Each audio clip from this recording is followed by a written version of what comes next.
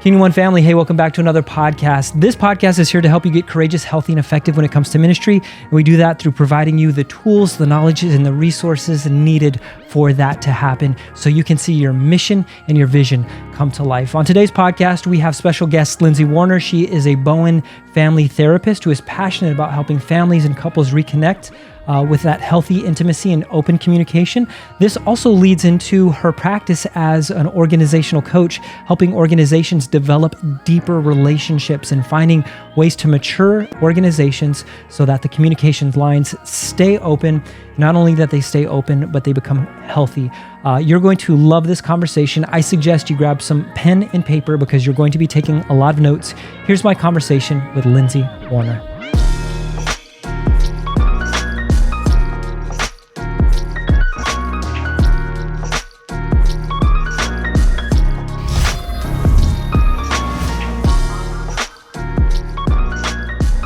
Lindsay, thank you so much for joining the Kingdom One podcast. I would love for our audience to get to know you a bit. If you could potentially tell us about your professional work and how you got into ministry and how these two things coincide in your life.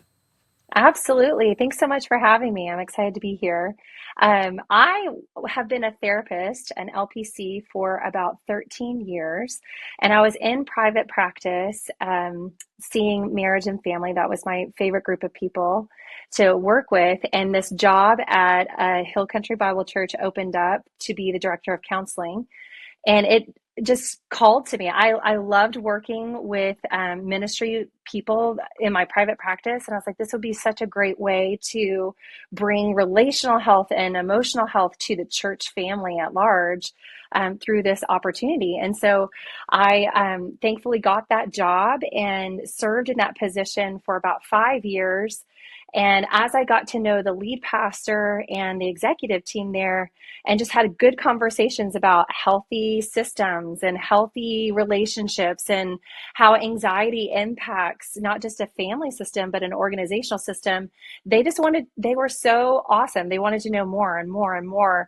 And that led to me taking on a new role that we called relational equipping, where I would kind of be a coach to the staff or to the church family in different capacities, whether that be teaching or coaching elements. And so I really fell in love with more executive coaching and organizational coaching alongside those family relationships in that season. So that's kind of how my heartbeat kind of came to life. I'm also a mom of 2 kiddos, a 7-year-old and a 4-year-old, and my husband and I have been married for 9 years. So that's kind of me in a nutshell, really.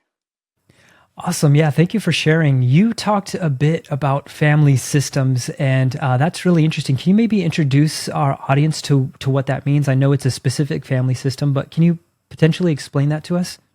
Yeah. So I studied Bowen family systems theory, which was kind of he built this in the 1940s, and understanding that just an individual and all these individual responses had more to do with the system around it and had more contribution involved in it than just the individual itself.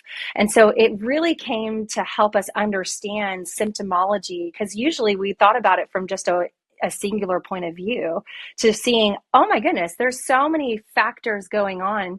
We're not blaming the system for it, but understanding the contributions that are made towards an individual. And God created us relationally. And of course, that would make sense that we have relational positive and potentially not so great impact on one another. So that's the basics of Bowen theory, is understanding how those systems impact an individual and an individual's challenge to be a unique self in relation to that system. So it's a fascinating thing, actually. Yeah. And its origination, wasn't it to help like with family therapy and to specifically for families? And this kind of grew into organizational structures as well. Can you kind of maybe bridge that gap? Was it Edwin Friedman? Was there somebody else who kind of started to bridge those gaps between parenting to presidential? Like it's the same system no matter what we're looking at? Absolutely. Yeah. So Dr. Bowen looked at those tight family systems, the normal nuclear family network. And I do believe that Edwin and another guy named Israel Galindo, and they happen to be rabbis, which I find super fascinating. I'm not really sure why, but they started taking this theory into the church family and understanding it from like a whole organism of itself and beyond. And one of Bowen's concepts, concept number 8, is about emotions in society. So it makes a lot of sense of why these other people who are learning about Bowen theory would go, oh, well, what's our emotion? Our emotion is the church family, or our emotional system is a business organization as well. And then discovering we go with ourselves everywhere we go. So these relational patterns not only exist in a family, but they also exist in more of a business context or a church context. So that's, I believe, how those people came into kind of dialing in the organizational and church side of things. I'm so glad that you're explaining this because I love like the brain science and I love the psychology behind a lot of what we're talking about. On a previous podcast, we had author Jason Young. He's the author of Don't Burn Out, Burn Bright. Could you talk to us about what happens in the brain when we are overwhelmed and when we are on our way to burnout? Absolutely. So I have been fascinated by the way that a guy named Dan Siegel, have you heard of Dan Siegel? No, I have No? not. Okay, so Dan Siegel is actually in the space of parenting and brain development and helping parents really understand what's going on in the brain. I think you'd love him. But he has such a beautiful, clear, and simple way of explaining neuroscience that I feel like all of us will feel like neuroscience scientists in about 30 seconds. And the way he explains it is he says you hold up your hand in a fist, and he says in the front part of your fist, when it's closed, that's your prefrontal cortex. That's the front part of your brain, and it does all your good decision making skills. And if you open up your hand and you point to the palm of your hand, he says that represents the amygdala, which is the fight flight response center of your brain. And he says when that part of your brain is online, guess which part of your brain is completely offline? And it's that fight fight, or that logical part of your brain is offline when the fight flight is online. And he calls it you flipped your lid, because you open your hand up and your lid is flipped, like it's detached from your capacity to hold on to it. It goes boink. And that's exactly what happens when we feel any sort of threat. So we're all neuroscientists now. So that's really exciting. And I have used that in so many teaching capacities for parents or for our church family at large, or for leaders, just saying it really is a no blame, no shame automatic reaction that happens when you feel threatened in any way, insecure in any way. That part of that protective part of you comes alive naturally, and it overrides the logical part of your system. So sometimes you start doing things that you don't want to do because you're just so anxious and you're having frustration. And the more you fight that and the more you try to stop it, the more ingrained in it you get. And that's just super frustrating. And so the overwhelm part becomes even more overwhelmed because we're fighting fire with fire instead of trying to calm the system down and kind of pull down that normal prefrontal cortex part of it. We're fighting it and fighting against it. So it really is a bit of a counterintuitive response when we feel overwhelmed.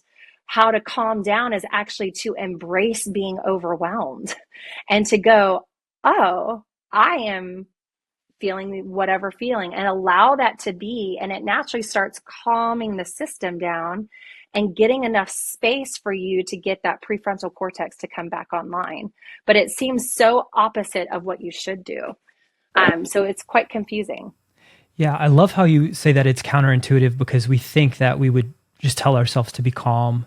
Maybe, are there any practices? Are there any things that we can physically do as ministry leaders? Like if we're in those states of overwhelm, how do we, one, recognize it? And then two, what are some ways to stop that pattern? That's a really good question. And the very simple, like just if we're going to talk about it for just a few minutes, because this would be such a deep dive, great conversation I would have with anybody of like, let's talk about it specifically for you. But the main basics of it, back to Bowen theory, is there are 4 categories of responses that are really helpful to know are happening. And one is a fight response, one is a flight response, the other is a freeze response, and the last one is a caretake response, which sounds like those are all actually great responses to have. Like God gave us capacity to have a fight flight system to keep us alive. And so we are utilizing those strategically, but sometimes we don't utilize them properly, or we're afraid of things that we don't really need to be so afraid of. And so when those fight flight responses stay online longer than they need to be, it starts creating relational difficulty for us. So a fight stance turns into emotional conflict together. A flight stance turns into emotional like distance. We can't speak to each other. We like cold shoulder each other because we don't know how to work through the tension. And freeze response turns into a lack of understanding of what's my responsibility and what's yours. And then the caretake response turns into, let's talk to somebody else instead of talk to each other about it. And those are kind of 4 categories that you can start noticing within yourself. When I get anxious, what's going on for me? Am I fighting at someone? Do I feel combative in some way? Am I running away from someone? Am I feeling overly pressured to do too much? Or do I feel like, man, I'm doing too much? Why is no one else showing up? That would be that freeze response coming in. Or do I not talk directly to the people that are bothering me? Like I talk around them. I talk to other people about them. Those would be the 4 big categories that would help you go ding, ding, ding, ding, ding, ding. I might be doing some anxious relating or anxious thinking right now because this is coming out of me. Does that make any sense? Oh, 100%. Yeah. I think looking at those responses is really, really, really key. And I love that image that you gave us of flipping the lid of like sometimes those are just automatic responses. And Right. that's really, really good. I first heard a lot of this through the book, The Failure of Nerve. It's something I've suggested to some ministry leaders. And can you maybe talk us through that book and why it's so impactful for organizations, families, ministries? Absolutely. So what failure of nerve is kind of getting at is we often don't recognize that those 4 fight flight systems that are going on are actually happening within us. And when we don't recognize that they're happening, we start doing behaviors kind of unconsciously or without really thinking it all the way through. And when that happens, we can do things at a cost to our own sense of self. So in ministry, we hear about this all the time where someone feels burnt out because they've given so much of themselves without really considering themselves. So all my time, my whole day, for 14-hour a day was devoted to listening to people's problems and being there for people, doing what they felt like they needed to do. But at the end of the day, it was a cost to who they really were. It was a cost to their own, even eating, like finding time to eat for yourself, finding time to replenish yourself, finding time to actually listen to the responses that God's given to you, my own emotional well-being, because I'm so focused on other people. And that's partly a misunderstanding of what we're supposed to do as pastors and directors. It feels like I'm supposed to just give away of myself all the time. And if I look at myself, that's a negative thing. And so what the failure of nerve is helping us do is go, actually, that is the system's anxiety giving you signals to say, there's something not great going on, but you don't have to step into it in that same way. You don't have to just give into it. You don't have to just respond to it. You don't have to appease it. It's actually better for the system to mature in Christ and to mature if you take a step back and thoughtfully engage instead of just doing what you feel like needs to be done. Are you tracking with me on that? Oh, totally, totally. Yes, I love how we're getting to some of the application of that book. And so whether it's nervous families, nervous systems, and even like this idea of sabotage. Like sometimes something might be happening within the system that it feels like, man, it's going to bring the whole ship down. The organization's going to fail. This is a tension point of failure. I think what I'm hearing you say is at that point in time, it's not on you as a leader; it's on the organization to mature to a new level. Can we talk about what are those strategies for that maturation process? Absolutely. I think the first and best step is to become aware of your own fight flight senses. Get to know yourself, because oftentimes these are pretty big blind spots in us that we really feel a bit out of control about because we don't know what they are. Or once we find out about them, the next step is you might feel out of control because you don't know what to do with them. And so one of the best things that God has given us to regulate is our breath. That is one of the best gifts that he's given us to calm our nervous system down, to take a hot beat, to really get back into a grounded place, is to just start doing deep breathing, which sounds really, really simple, but it's actually really hard to pause yourself and slow down and do it, especially when the pace of the day is expecting you to move 100 miles a minute. So to do something, again, counterintuitive would be to pause and to breathe and to reset yourself versus to continue down that momentum train and force your body to keep going. So that would be a really two steps. Awareness and breathing would be the second step. I think one of the third best things that I could recommend for people when it comes to regulating their own emotional selves is to find good community that you can talk about these things to. There's always room in the Christian world to put on a fake face. There's always some sort of requirement to be perfect or fear of being a failure in some way. And failure of nerve is a bit about embracing who you really are and not being so perfect oriented, but being more true to who you are and letting other people into your life in a good community space. But those would need to be people that you really can be real with. Like I can really tell you, or I can really tell you something, or I can really hear your feedback to me. Like I know that you're for me. So when you speak to me and you're giving me feedback, I know that's out of a heart to help me and support me versus to attack me. So that would be really essential for all of us to find that type of community. I agree that a lot of times when we have like either feedback sessions or we're in a place of we're having maybe a hard conversation, sometimes we don't hear what's actually being said. We either hear it through a lens or a soundtrack, and it's not what the other Yep. person's trying to communicate. It's what our story that we're telling ourselves about, what's going on. That sometimes those get into play. And I love how you talked about taking that hot beat, that 1 minute or whatever it is. I wonder if it'd be okay with you for the audience if we could maybe have them experience that. What would that breath work look like if it's middle of the day, I'm in the office, something happened, and I just need to take a minute or two. What are some steps to move that forward to calm the nervous system? Yeah. Well, would you like to join me in a little breath Yeah, exercise let's do it. and see how it goes for you? So the beauty of this breath work is that you're going to breathe in, but you want to have a focal point while you're doing some breath work.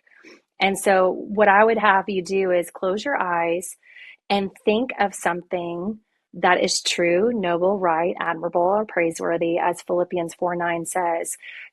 For example, trust in the Lord with all your heart, or God's got this, whatever it is that you're going to focus your mind on. And then take a big breath in through your nose and really push out your breath through your mouth. So it's going to sound loud, like,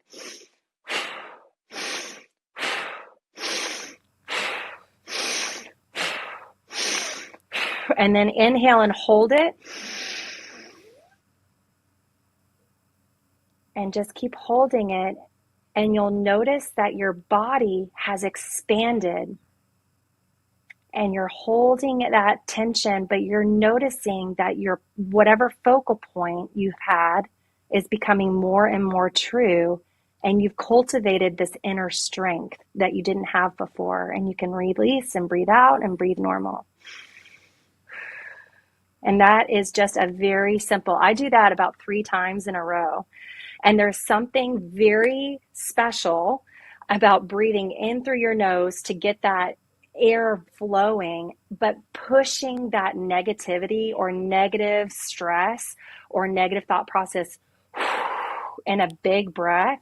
There's something about that specifically that starts to release the anxiety. But I'm curious if how you feel after that. Yeah, it felt like all of like the tenseness just like melted away. It felt like, the body, like the breath got really big, and then like it just slowly started to get smaller in a comfortable way, in a very comfortable way. So I've never experienced that type of breath work. So grateful for that, and I'll remember that next time things start to get a little tense. Yeah, absolutely. And if you're in a meeting with a bunch of people and you're like, well, that's not the time to do this breathwork exercise, because there's a time and a place to do what I just told you to do. Literally, you can just start breathing through your nose and even letting it out through your nose. But if you just cognizantly say, I'm going to focus on my breath for 1 second in this conversation, because the word breath is actually Yahweh, Yahweh, which is so, so cool. That's the first gift of life is breath. Yes. And it really grounds you in the present moment and reminds you of the vastness of God, the potential of goodness to come your way. It has so many powerful reminders just by making that grounded response. When our anxiety is going through the roof, our mind is getting really stuck either in a past moment, which happened, it's not happening right now, or a future moment, which is going to happen, but it's not happening right now. And we totally just really miss the time zone of the present. And so the breath is something that's always there, no matter what, to help you keep a pacemaker on the present moment. So just breathing like a normal person would breathe in the middle of a conference room or any call will help you just start regulating your system. That's so great. I found an app a couple of years ago. I think it's called Headspace, and that one's like really good when it comes to just the ability to like take those moments, and then just some of the exercises there are similar. I've never experienced that one that you had me go through, but there are certain like apps out there like Calm and things of that nature that I have deployed in the past, and I do think that they serve a place now in our society as we continually feel like we're more overwhelmed, just at the pace of where technology takes us and so forth. And so as we talk about overwhelm, as we talk about organization, I would love to hear some of your thoughts around organizational health in ministry, and why sometimes change management feels very, very difficult for us to maybe move the needle. Is there something that we're missing in the psychology and the family dynamics when it comes to change management and organizational health? Yeah, I think there's a lot that we can potentially miss out on as leaders leading a group of people. And I think it really varies from leadership to leadership. So, and I think it's very specific to that leadership team, because that's kind of becoming the organizational head and the culture point is that the way that that leadership team functions. So if it's a leadership team that is really struggling to let other people have input or to let control be shared amongst the people, then you're going to find a change management challenge that's different from a leadership that's a little bit more afraid to make decisions, a failure of nerve to do what's hard. So it's going to look probably very different depending on the particular neural network and emotional network of that leadership.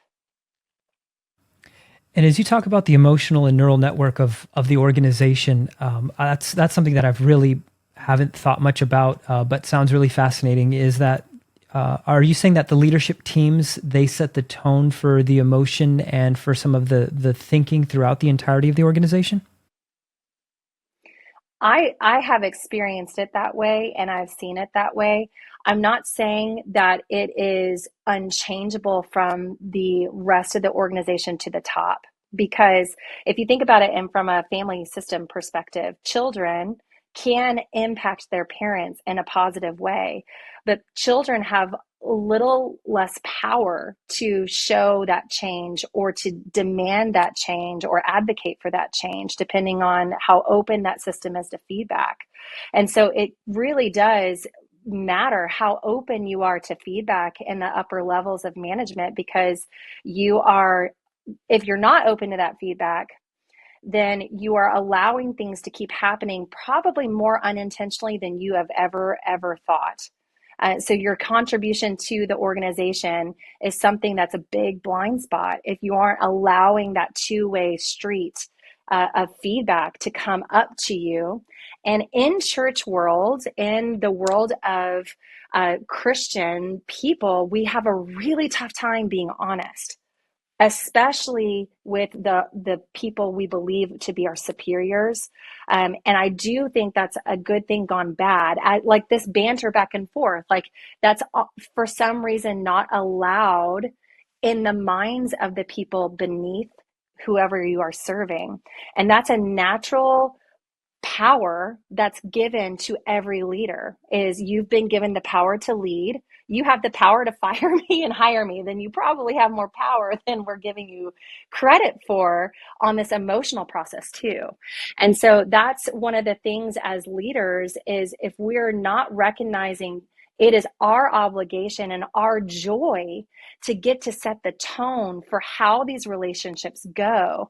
And everyone's looking to us to say, do they really mean what they say? Are they really going to do that? Or is this just words without meaning? Yeah, that makes a lot of sense from that perspective of framing it, to parent child and also like employee employer, and how really leadership does hold the power. One thing that I find fascinating is this idea of when organizations are overwhelmed because maybe leadership is holding too much power, hasn't empowered, or maybe expectations and timetables are unrealistic, or there's just this grandiose idea of we're going to do everything all at once. Can you maybe speak to how that can get handled, either from the leadership level or from an employee level within organizations, and how we can potentially right size either expectations or workloads within organizations so we can find that homeostasis? Absolutely. So I love that you said the word homeostasis, because it reminds me the way that our individual bodies work is the exact same way our systemic emotional systems work. So your body, if it feels a change, doesn't like it, even if it's good change. And because it messes with this word homeostasis. What was normal temperature to us, we're now changing the temperature. And if you change too much too quickly, it's like the Titanic trying to turn it around too fast, and it's going to break in half. It's not going to sustain that type of change. So when we want to do productive self change, we have to start focusing on that what we want to do, and make thoughtful like we're making new neural pathways, because the old neural pathways are going to stay the way homeostasis is. And if we want a new neural pathway to happen, we're going to have to start making little shifts towards that ultimate goal to get to a sustainable change like that we all want. Even good change is hard. So imagine that same process onto an emotional system. And I believe the smaller ones, you probably have a little less impact that you're going to make on people when you make a hard shift change than a massive organization. The ripple effect of that whiplash change goes beyond, I believe, what any of us ever thought a ripple effect would be, because there's so many more people and so many more communications and so many more things to get on board with. So if you can imagine yourself trying to keep homeostasis while you're making a really thoughtful shift, it would have to have the resources to make that shift happen.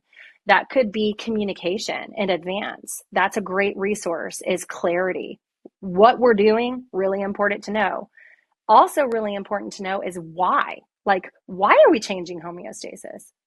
Even if it's a good idea, none of us like change, right? So that would be another really important communication, is pulling that off. Another one is collaborative buy-in.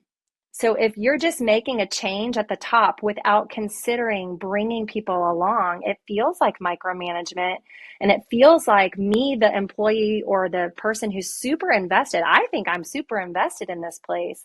It feels like you're kind of not including me on something that I'm going to have to carry out and I don't understand. And I would have given you feedback on how to do this better if you just let me be a part of the conversation. So collaborating with your high level leaders that would give you really insightful feedback on the how, on the strategy, would be another extremely helpful way to go about change. I love that, because that takes into account the emotional resource that's necessary, because if people don't have a voice, then they feel like they're not a part of the conversation. And so I 100% agree that the communication change management is very, very, very important there. And I greatly appreciate that. And then let's talk about, you helped us with a Grow Together. You did a session on conflict management. Can you maybe talk about some of those key points of like why ministries need to have conflict management, and also just maybe like a sentence or two of like what you really took away from like the Grow Together session that you led? Absolutely. So I think what we all have in common is our fight flight system. And what we all have in common is a challenge to deal with tension. Tension feels real bad. It feels, for all of us, it feels really, really bad. And when we feel bad and we feel that tension, naturally we start, again, no blame, no shame, going about it from the back part of our brain, because that's the part that's activated. And so the best thing about conflict resolution or conflict tools is to give you those kind of tools to help you cling to that front part of your brain, even when it's hard and even when there's tension. Well, how do we actually stay in the game? How do we actually have these conversations that are really important and get to a better resolution by the end of it? Because when conflict isn't done well, we've heard things like church hurt, and we've heard things like, divorces, and just big things happen because people aren't able to do conflicts well. And from my experience of being in the therapy world for about 14 years, there are very few people that I have met that do conflicts well. And there are very few people who experienced conflict mediation or reconciliation well in their own family of origin. I would venture to say about 80% of staff leadership came from broken homes themselves. So we have no expectation for us to know exactly how to do this. We didn't even experience it ourselves, but we have the love of the Lord and we have the word of God. But even in that, we have these old habits that get in the way of doing conflict really well. So I think normalizing the fact that everybody has conflict, not many people know how to do it, we're all kind of like learning our way through it, is actually a pretty helpful way to start, because it makes it feel like it's not just you. It's not that you've done something wrong. And conflict is actually there to make us draw closer and to align more. It's showing us where we're not aligned. And if we don't attend to it well, then the rift becomes even further as we kind of move along together. So, that's kind of the very important reason why I love talking about conflict and conflict resolution with people. That's awesome. If ministries wanted to get a hold of you, just consult with you, what's the best way that a ministry can get in touch? Absolutely. You can go to my website at relationalequipping.com, or you can email me at Lindsay with an E at relationalequipping.com. My contact information's on the website. But yeah, I'd love to connect with you and learn about what you're looking for, and maybe be there for you guys as much as other people have been there for me. Kingdom One family, thank you so much for tuning into today's podcast. I am just delighted with the podcast and Lindsay and everything that she had to say. And if you want to check out the session that she did for Grow Together on conflict resolution, you can go to www.kingdomone.co today and grab the Grow Together bundle. Grow Together is here to help you sharpen your leadership skills, your communication skills, your HR, finance, business administration, and marketing. So that way you can engage your team and help them grow together. Again, that's at academy.kingdomone.co. Go check that out to pick up your sessions of Grow Together. I also want to say a deep thank you to those of you who reach out on social media. You can reach us at any of our social medias at kingdomone.co. But if you have any questions for the podcast, or if you just want to give feedback, that is a great spot to let us know about what you enjoy and what you want to see more of on the Kingdom One podcast. And finally, for those of you who give, I just want to say a big thank you. When you give to Kingdom One, you are giving to this vision of courageous, healthy, and effective ministry. And we do that by the tools, the community, and the knowledge that is being built so that way ministry leaders, so that the next generation of Christians has a foundation of understanding how to do the work in HR, finance, marketing, and business strategy. Because let's be honest, ministry is complex. This is not easy. So when you give to that vision of courageous, healthy, and effective ministry. You can give today by visiting kingdomone.co/give. Thank you guys so much. And until we chat again, let's grow the church together.